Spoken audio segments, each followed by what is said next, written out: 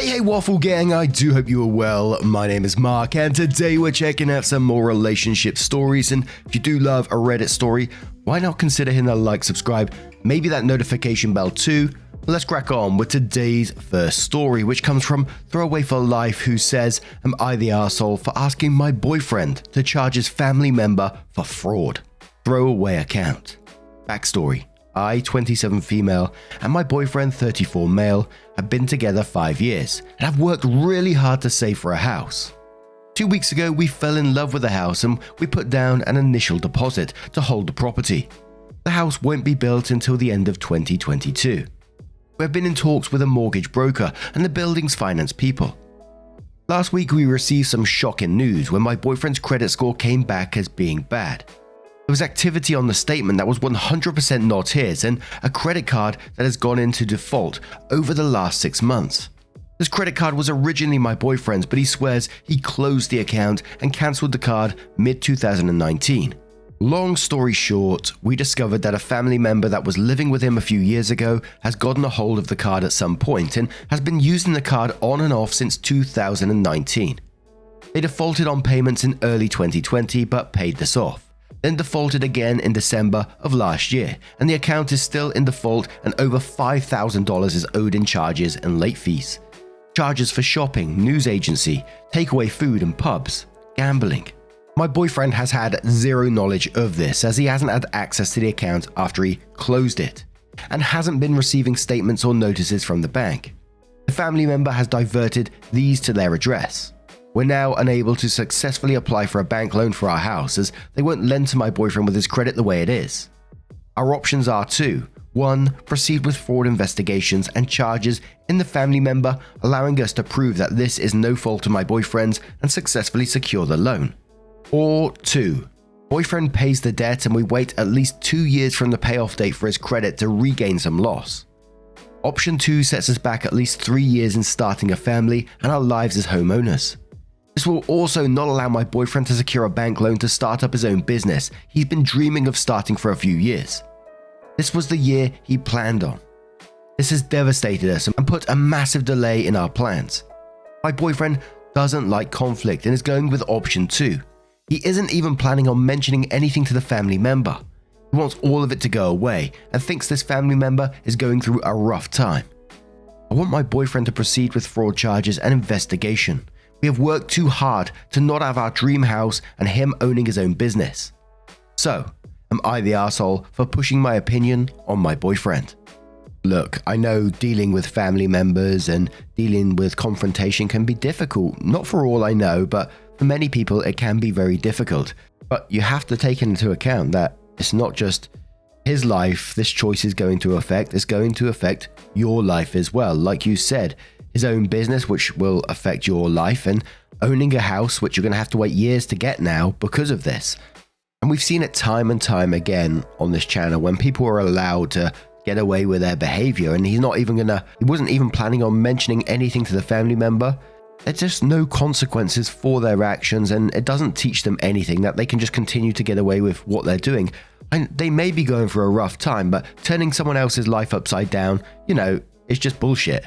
I know you was always at some point going to discover this information if you wanted a house, or somewhere along the line when he needed to purchase something, he was going to realize that his credit score was going to be ruined.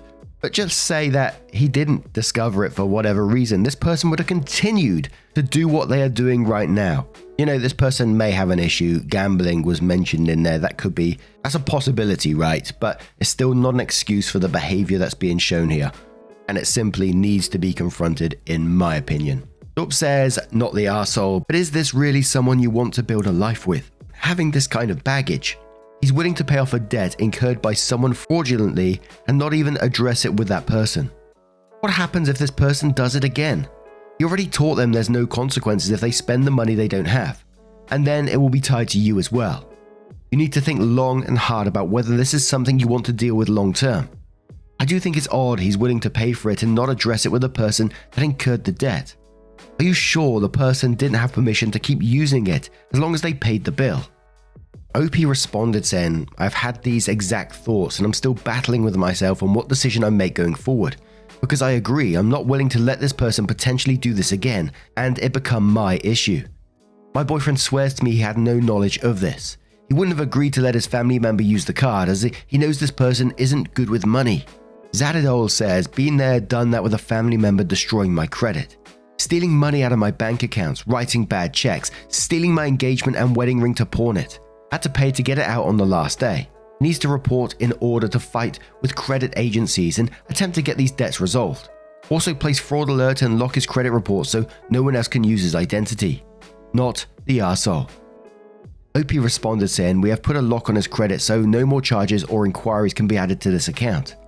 This person has also used my boyfriend's identity to apply for payday loans. The credit card account has been locked also, and card has been frozen. I feel right now it's still really fresh. We've known all of 2 days.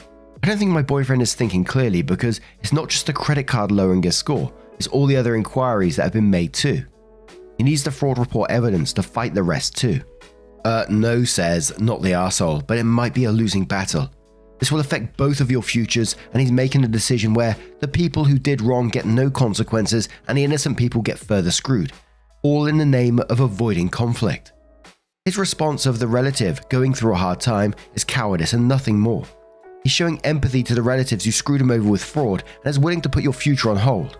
2 to 3 years is a lot, and it could be longer because life happens. He's having no empathy for you, who is collateral in this mess. He's choosing the path of least resistance, and if you agree to postpone your life to protect these jerks, you will confirm to him that you are that path. Every time he has to choose who to screw over, he'll choose to spare the rest because you'll create the least amount of hassle for him to deal with. That's not fair to you. You can't control what he does in the end, you can only control your actions. If he chooses to spare his family, then I'd remove myself from the situation and leave. OP responds saying, thank you, you've collected and arranged the thoughts I've already had so plainly in front of me. I'm seeing my boyfriend tomorrow and may show him this thread and the comments. I'm hoping this will help convince him of the thing he should do in his best interest. So then OP did respond with the update, which says, update, I want to begin by thanking everyone for their advice on my original post. There were some really constructive strategies and words of advice. I spoke with my boyfriend about my concerns and was honest with him that things he was telling me didn't all make sense. He was adamant he didn't know anything about the credit card or the apparent inquiries on his credit account about payday loans. My boyfriend is still refusing to open any fraud investigations against his family member and has said he will pay off the debt himself. But some other things came out during our conversation that he was hiding from me. Lying has been a big issue of his during our whole relationship. In the past, I've forgiven him for his lies, but I can't keep forgiving the same issue every few months when he promises to change. But we're in the same spot every few months. And I'm not talking little lies, I'm talking big lies and even bigger lies to cover up those lies. I know I'm stupid for giving him the benefit of the doubt. So in saying this, my boyfriend is now my ex-boyfriend. When I spoke with my boyfriend about my concerns above, he ended up picking up his bag and walking out on me and drove away. That was the last time I seen him in person. This is how this man has dealt with an issue in our 5-year relationship. We haven't spoken much since, but I definitely resigned to the fact that my relationship is over. I think he is expecting me to forgive him like all the previous times. I've packed up his stuff and will return to him after my city comes out of our 6th lockdown. There is a good ending to this story though. I spoke with my mortgage broker and the housing developers. I can't afford the original townhouse I fell in love with alone, but a smaller townhouse that I also loved came available, and I've been approved for this one. I paid my deposit 3 days before my birthday last month. I bought a house myself. Edits, oh my gosh guys, this update has blown up like I never thought it would. I will try to get around to reading all the comments and messages I've received. Thank you so much for all the well wishes and congratulations. And there was a bit of extra information in the comments. So Tamira says, hi, I work in a fraud department for a credit union, and typically when they say they will pay it back instead of filing, that means he did it. Good for you. I'm glad some good came out of this. OP responds saying, thank you. Yes, I've come around to the fact that this debt was his, even though he still hasn't admitted it. Him and I are no longer together, and I've purchased a smaller house for and by myself. There have been a lot of things he has lied to me about during our 5-year relationship. I said enough was enough and called it quits and walked away.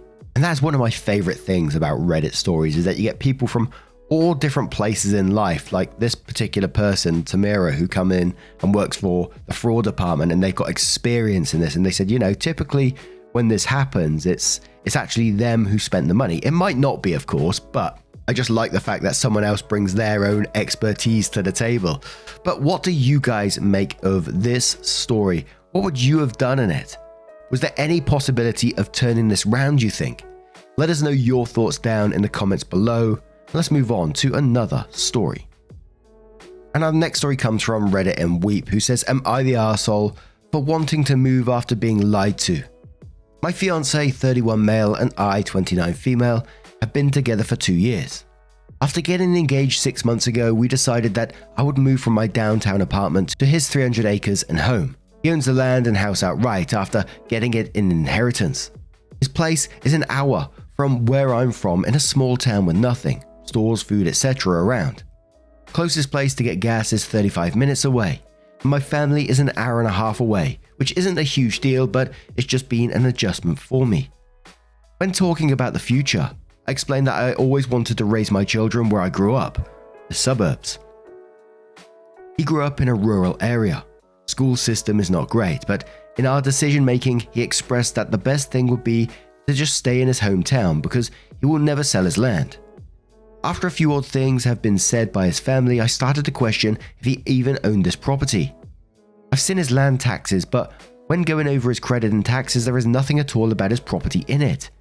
I asked him a few times about it, and he acted so offended that I would even ask. I woke up this morning and couldn't shake the feeling that something was off. I called the county assessor and found out that this is his uncle's land and home. Uncle is a widow and works out of the state. Basically, for the last 6 months, we've been house sitting. The furniture and everything is his uncle's. I confronted him today, and honestly, I'm considering just leaving, but at the very least, I want us to move. We have the credit and savings to buy a home, but he won't budge and keeps saying his uncle will probably give him the property. I feel like he manipulated me to move here. Now his best man is calling, saying this is an asshole move and makes me come off as a gold digger because I'm mad he doesn't have the assets he claimed to have. So, am I the arsehole? But OP did give some additional information in replies to comments, so Babs Garcia says, not the arsehole, he's gaslighting you. It's not about you being a gold digger, it's about his lying. You guys were making future plans and you didn't even really want to live out there, so it's not like you are with him for the house, right? You need to step away and think things through. Go stay with your parents or a good friend for a bit while you think it through. Think about the fact that not even owning it, it's where he wants to stay at 31. Does he even have a couch, a TV, or anything to contribute to a home? Or did he take advantage of the situation and smartly build up a nice nest egg or blow his income? Is living where you are, with someone waiting to get stuff for free, what you want for your future, for your kids? If you decide to walk away, what he or his friends think of you is not your problem. You do you. If you decide that this is fixable, then you might as well stay in the house and save as long as you can to buy what/where you want. Ask anybody that's had a decent deal going and left it to buy a house, how they wish they had stayed a bit longer to save even a bit more, prepare for a new place a bit more. OP responded saying, thank you for the thought out response. He has a good savings and we are both debt free. He says his whole family even says he will get this property when it's time. I, however, am not trying to save money to build a home on someone else's property. I don't even think that's possible with permits and everything.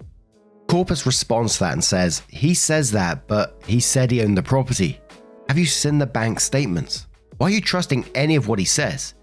If it is true, and unless his uncle is on his deathbed, you're not owning that house anytime soon.